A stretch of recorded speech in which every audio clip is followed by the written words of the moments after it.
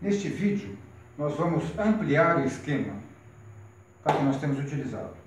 Né? Nós vamos passar do quadrilátero de mamíferos. Isso aqui é um quadrilátero, se lembra? Você se lembra? Um quadrilátero, né? Olha bem o quadrilátero aqui. Tá? Tem gato, né? Felinos, equinos de um lado, depois do outro tem caninos e bovinos, né? Um quadrilátero de mamíferos. Pois bem, nós vamos ampliar este quadrilátero adicionando, né, de mamíferos, adicionando aves e répteis. Então, olha que interessante. Igualmente aos equinos e aos felinos, as aves também preferem ver ou ouvir a serem vistas e ouvidas. Tá? Preferem ver ou ouvir a serem vistas e ouvidas. Inclusive, elas voam, se passam mais escondidas ainda. Né? Elas são mestres no não ser vista nem ouvida. Tá joia? Então, elas servem, inclusive, de paradigma para essas duas populações de mamíferos. Vamos utilizar a expressão populações, mais coloquial, tá? Mais fácil para a percepção. Tá certo? Então, essas duas populações, aqui a ave é o paradigma para equinos e felinos. Porque o ver ouvir dela é muito mais, vamos dizer, aprofundado, muito mais ideal do que dos mamíferos. Tá? Então, o paradigma. Do outro lado, olha que interessante. Nós temos o réptil. Está saindo o réptil? Vocês estão vendo? O réptil. Tá? Que nós vamos adicionar, certo? A família de caninos e de bovinos. Tá? Entendeu? O réptil, ele é um mestre, ele é um paradigma no serviço de ouvido. Né? Se um jacaré, gente, entrar aqui nessa sala, um jacaré azul, de 5,5 metros, 6 metros de comprimento, a gente vai sair correndo. Tamanha a presença dele. Tamanho o ser visto, a capacidade de ser visto e ouvido instintivamente. Ele não precisa fazer nada. A presença dele já faz ele ser visto e ouvido. Tá joia? Aqui é a ausência, o voo. Está lá para longe. Para poder ver e ouvir melhor. Aqui está a presença. Tá? A presença, inclusive, está também em caninos e bovinos. O paradigma desse lado são os répteis. Muito interessante isso. Certo? Então, essa é a ampliação que nós vamos fazer. Do quadrilátero, nós passaremos a um sexteto. Tá? Adicionando ao quadrilátero de mamíferos, aves e répteis. Uma seguinte observação, antes da gente prosseguir, é o seguinte. Convém lembrar a vocês, internautas, que nós estamos fazendo uma investigação linguística. Tá? Ou seja, nós estamos comparando, por exemplo, a linguagem dos felinos com as linguagens corporais das demais populações que fazem companhia a ele no processo evolutivo. Sabe? Num determinado momento, qual seja hoje, eu vinha, o hoje aqui, ó, hoje, nós estamos analisando hoje essa situação. Tá joia? O passado não nos interessa, não interessa o passado. Por exemplo, em relação aos felinos, não nos interessa, por exemplo, como o plano corporal dos ancestrais dos felinos, certo? Através do mecanismo de seleção natural, das mutações aleatórias, ele foi se transformando gradualmente até se transformar no plano corporal do felino de hoje, do gatinho aqui de hoje. Então, isso não nos interessa absolutamente. Nós estamos fazendo uma análise espacial, simultânea no tempo, para essas populações. Tá joia? Depois, em futuros vídeos, nós vamos adicionar, certo? O processo biológico. Tá? Mas, por enquanto, nós vamos esgotar o linguístico. Tá joia? Muito bem. Ou seja, de acordo com o que a gente falou agora, a gente precisa esquecer um pouquinho o Mendel, esquecer o Watson Crick, tirar da cabeça o Darwin, certo? E nos direcionarmos para o Ferdinand de Saussure, que foi o fundador da linguística moderna, e também, por exemplo, para o Claude Lévi-Strauss, que a utilizou de uma forma primorosa. Tá joia? Vamos lá. Paralinguística, né? Acontece o seguinte no universo sonoro. Tá? se a sons diferentes nós pudermos corresponder significados diferentes, então existe a linguagem, ou seja, um meio de transmitir mensagens. Então, a sons diferentes, se pudermos corresponder significados diferentes, existe um universo linguístico. Por exemplo, se ao som A ou ao som O, tá? Uma linguagem, um meio sonoro tem uma possibilidade, a A e a O.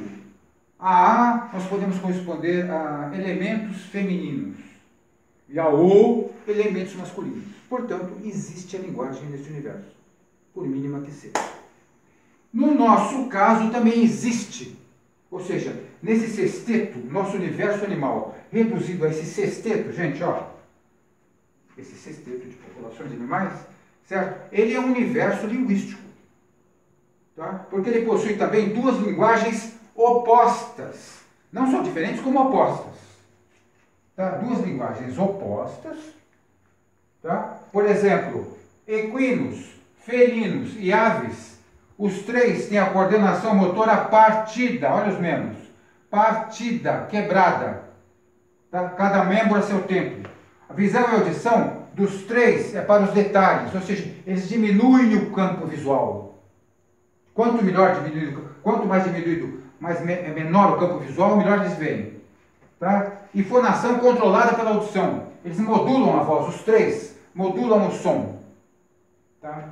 Isso é uma linguagem. A linguagem oposta é a linguagem desse lado aqui, gente. Olha só, os três aqui têm a coordenação motora totalizada. Totalizada, olha só. Totalizada. O jacaré também está totalizado. Tá? Ele vai sair inteiro. Tá? Visão e audição para o todo. Os três têm a visão e audição tipo periférica para o todo. Tá? Ou seja, eles tendem a aumentar o campo visual. Tá? E a fonação é não controlada pela audição. Eles não modulam. Au! Sons contínuos. Joia? Então, existem duas linguagens nesse sexteto. E a essas linguagens nós podemos associar, corresponder, dois significados, duas mensagens também opostas. A mensagem desse lado aqui, gente, qual que é? A mensagem dessa linguagem aqui, certo? É o seguinte, o nosso negócio é ver e ouvir. Tanto aves, quanto gatos, quanto equinos, quanto felinos, quanto equinos, o negócio deles é ver e ouvir. Há alguma dúvida sobre isso? Lógico que não. E desse lado aqui, gente, o negócio do pessoal desse lado aqui, dessas três populações, é o quê? É serem vistos e ouvidos. Tá joia? Então nós temos duas linguagens opostas e duas mensagens opostas. Portanto, nós podemos sedimentar, concretizar na nossa cabeça que esse sexteto é um universo linguístico. E é esse que nós vamos continuar explorando ao longo dos vídeos. Muito bem. Deixa eu consultar a colinha aqui. Enquanto isso, você pode Luvinha, pode passando aí essas imagens. Ações diferentes das linguagens. Isso, muito bem. Olha que interessante, gente. Deixa eu mudar o quadrinho. Nós vamos começar a investigar. Tá? Tudo que tiver de interessante nesse universo, nós vamos pôr para fora. Olha que coisa curiosa. Pergunto para vocês. Quais são os órgãos mandantes nesse grupo aqui e neste grupo aqui? Órgão mandante, órgão sensorial mandante é o seguinte, é o órgão que primeiro é acionado quando eles estão em comunicação com os elementos do ambiente. Quais os órgãos que aves, gatos, certo? Aves, gatos e cavalos, vamos dizer, eles utilizam quando eles estão em contato com os elementos do ambiente? Prioritariamente, visão e audição. Visão e audição são os órgãos mandantes desse lado. Deste outro lado, olha que interessante, gente. Desse outro lado, os órgãos mandantes são a visão e a audição? De jeito nenhum. São olfato e fonação. O cachorro primeiro, o cachorro boi, o réptil, ele primeiro cheira, depois ele vai ver. E vai ver mais ou menos. O cachorro vai assim, ó. O negócio dele vai ver. O gato não, para ver. Estão entendendo? Esses aqui, primeiro, os órgãos sensoriais mandantes são olfato e fonação. Depois que eles usam visão e audição. Aqui é o contrário, que primeiro é visão e audição. Tá? Depois eles vão cheirar. por exemplo, olfato e fonação, e vão sonorizar. Tá? Por exemplo, o olfato desses animais também é um bom olfato, só que isso vem depois, é secundário. O principal é a visão de som. Continuando, olha que interessante, esses três animais, eles estão de ação não instantânea. Tá? Como eles são do ver-ouvir, eles nunca reagem a uma atitude na hora, simultaneamente. Eles são animais de ação não instantânea, eles dão sempre uma paradinha. Tá? O coice de um equino, ele não é como o coice de um bovino. O coice de um equino, ele demora um tempinho. Quando ele decidiu dar o coice, até que ele deu o coice, tá? Tem um segundinho de espera. Tá? Gatos, tigres, tá? Todos também, na hora que eles vão dar, certo? Eles vão atacar uma presa, eles esperam um pouquinho. Aves a mesma coisa. Tá? Então são animais de ação não instantânea. Eles precisam antes ver e ouvir. Desse lado, gente, nós temos animais de ação instantânea. Você está passando num pasto. Internauta, você está passando num pasto. Você mexe com o boi não gostou, ele tende a te dar um coice. O coice dele é na hora. O coice da égua é depois, dói depois. Esse dói na hora. É instantâneo. O cachorro também, você está passando numa calçada. Tá? Mexeu com o cachorro, você não conhece o cachorro, ele não gostou, ele vai te dar uma mordida na hora. Tá? Do mesmo jeito o jacaré. Ou réptil. Tá? Mordida de uma serpente, de uma cobra. Tá? Vocês viram um jacaré abocanhando um peixe na hora, não dá tempo de ver.